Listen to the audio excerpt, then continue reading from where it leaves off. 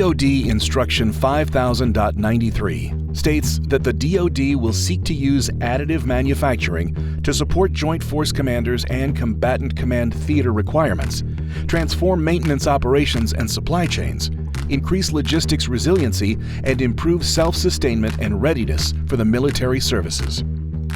The National Institute for Aviation Research at Wichita State University, known as NIAR, is supporting this mission by enabling adoption of additive manufacturing across industrial applications. We have adopted the goal to increase additive manufacturing capacity 10 times by 2027. NIAR is teaming with the DoD and industry to apply Wichita's deep aerospace roots to accelerate the application of advanced manufacturing from cradle to grave for defense applications. From engineering legacy and new systems to the generation of advanced material data, through the development of the additive manufacturing processes, all the way to the qualification of additive parts for critical applications. 10x by 2027 cannot be achieved unless we are all working together. As General Patton put it, this individual heroic stuff is pure horseshit.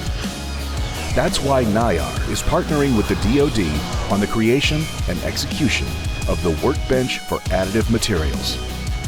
WAM ingests material data, specifications and pedigree data from any approved source that is willing to share: military, FAA, NASA, industry, and academia. Led by a Joint Service Advisory Board, WAM is DoD-directed and owned, ensuring DoD access to necessary data whenever required. WAM currently houses metallic additive qualification data, which ties the manufacturing capability back to the material requirements, all in one location. Future developments of WAM include other material types and real-time analytics to statistically validate your operational data. Creating advanced manufacturing capability doesn't amount to a manufacturing capacity if the workforce isn't trained to support it. All of NIAR's programs host roles for Wichita State University students. These students receive real-world work experience developing the workforce of the future at affordable labor rates. This isn't a time for individual heroics. It's a time to work together.